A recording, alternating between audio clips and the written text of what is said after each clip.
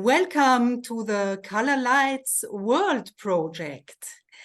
Today we want to talk about our retreat, Color and Light Immersions, on November 11 and 12. This is a unique lineup of 7 international speakers and experts who will guide you to new horizons of yourself, to create a new blueprint for your life, ultimate health and well-being.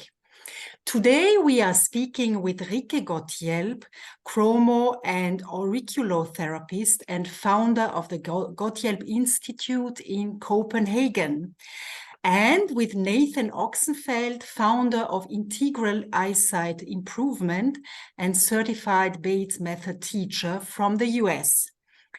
Both of them will present at our retreat Saturday, November 11th for our part Healing. So we start now with Rikke. Dear Rikke, hi. Hello, everyone. Hello. Dear Rikke, you have a passion for color and light since long time. What are your experiences with chromotherapy and how do you work with it? So I got to know chromotherapy. Well, let me take you just from the beginning real fast. I started working as an acupuncturist, and in the world of acupuncture, I met Auriculotherapy, which is working with by many things, acupuncture on the ear. And in auriculotherapy, color therapy and frequency therapy on the ear is a natural part of that whole universe. And it's the advanced part of auriculotherapy. And as soon as I got to that part, this just became natural. And once you experience what these colors can do to your body and your health and your emotional health, well, for me, there was no stop. It's just taken off since then. And there are, of course, many things that inspires you when you do that. And one of my big inspirations was actually where I met you. And I also met Nathan at the International Color, what was it? International Color Congress in Pula in 2019, which was a big experience for me to see how many ways you can actually work with colors. There are so many angles on colors and so many ways to experience the way that it has an effect on our life and our joy and our way of living. Yeah. So you asked me how I work with it. I work with auriculotherapy every day. I treat with auriculotherapy and I teach auriculotherapy, and in that way I use chromotherapy all the time.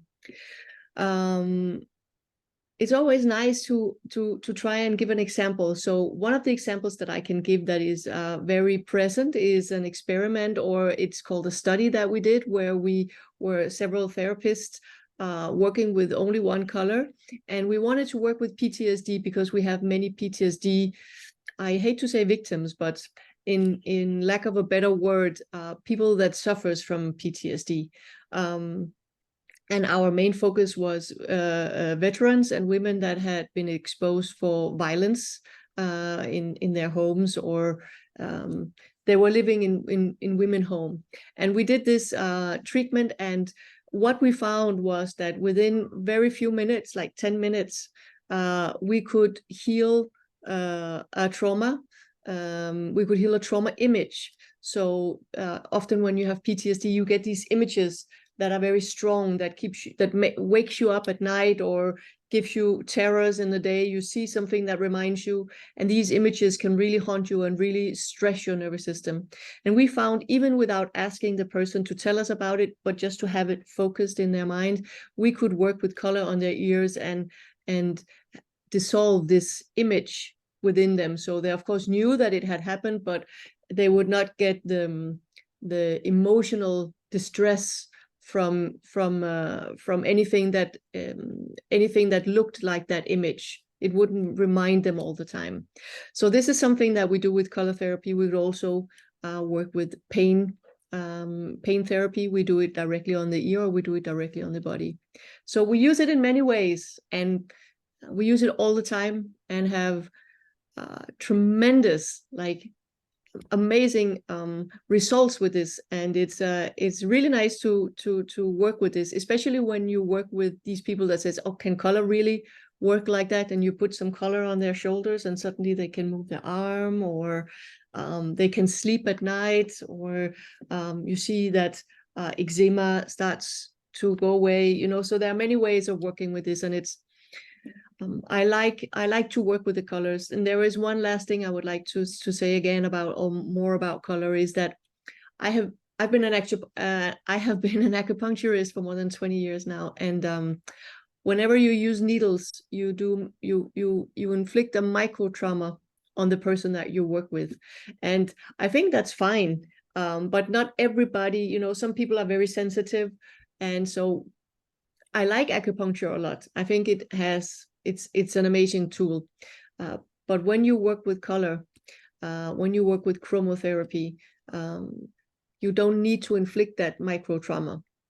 You don't need to inflict that micro trauma directly on the body. So the only thing you could say would be a micro trauma. What was, for example, when we work with the PTSD, the micro trauma could be that you actually have to focus on something that's very uncomfortable. So that would be like a side effect, or something that that would not be very comfortable with the chromotherapy. But otherwise, it's fascinating what you can do without asking, touching, feeling, but just put color on the body. I could talk about this for long, so I better stop. Yeah. So thank you very much, Rikke. Very much looking forward to hearing more on November 11th. And I know you have so amazing results with your work. Thank you for all of the work you're doing. And we are very curious about your presentation then at the retreat. Thank you. And now I'm saying hello to Nathan, to the US. Nathan, you also do have a passion for color and light since a long time. How do you use color and light for natural vision improvement and in your work? Yeah, hello. Thank you, Gabrielle, and thank you, Rikke, for sharing all that. I'm super excited to dive in even more to what you're going to share. And in terms of what I'm interested in sharing, it does trace back to some of my original interests in color, even before I got into the natural vision work that I teach, which does involve color and light therapy. I remember in university, it was time to graduate. I was studying anthropology, and I chose to do my kind of final research paper on color and how different cultures around the world perceive colors uniquely and differently than each other. And it was kind of, you know, within the cultural anthropology context, but it really just piqued my interest of how deep down I had this gut feeling that I really just didn't think that two people saw the same exact color. You know, everybody sees and perceives colors a little bit differently or uniquely. And we can sort of agree on, oh, that's this color or that's color. But to really dive into that personal experience with it is what kind of drew me into it. And then, like Rikke brought up, attending the International Light Association conference and really just immersing myself in the color community and light therapy and all that stuff really definitely opened my eyes to more ways we can use it.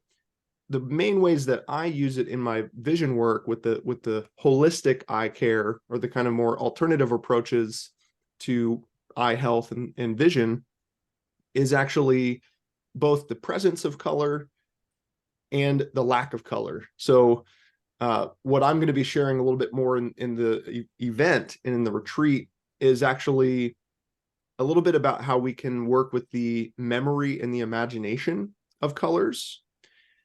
So a lot of times we actually do some like calming where we actually block the light from entering the eyes because we perceive light and color a lot through our eyes, also through our ears and through our skin, like Rikke was talking about. But really this whole eye piece and how the light entering the eyes can influence not only how we understand and perceive colors, but what I'm interested in, what I work with all my vision students on, is how we can kind of improve the vision, not just improve the visual acuity, like the eyesight, like maybe not needing to rely on glasses quite as much, but I'm also interested in improving color vision and color perception, not only maybe opening up to perceiving more hues and more subtle colors, but maybe even kind of deepening one's relationship with the color and sort of starting to maybe feel, what does green feel like when it comes through my eyes? What does red feel like, when I'm looking at it, and those types of things. So that's some of the stuff we're going to be really kind of focusing on the color piece, but I'm also going to be inviting people who attend the retreat to interact with these colors with the naked eye. So I'm going to actually be asking people to, like, taking their glasses off or taking contacts out, stuff like that, to actually work with the raw colors, not being kind of filtered through artificial lenses as well, which can play a part. So yeah, that's a little bit about kind of what originally got me interested in color and how different people around the world interact with it and perceive it. And then getting into the natural vision work and working with my color vision, because I'm slightly colorblind. And I was so interested in kind of what can I do to maybe work with that. And obviously I was interested in improving the eyesight and clarity as well. So we'll be touching on a lot of that. And then also seeing how it ties in with all the other presenters for that weekend. Wow, that sounds really fascinating. And especially nowadays, as we all have a lot of screen time, it's so important to take care of the eye health. And this also sounds, Nathan, a lot like this is going to be an experience working with you and your presentation. Very much looking forward to that. So please check my website to get more details about our retreat, November 11 and 12.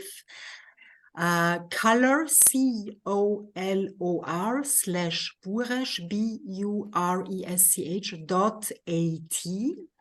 And we are very much looking forward to seeing you then. Thanks a lot, Rikke, and thanks a lot, Nathan, for our talk today. Thank you, Gabrielle. Yeah, thank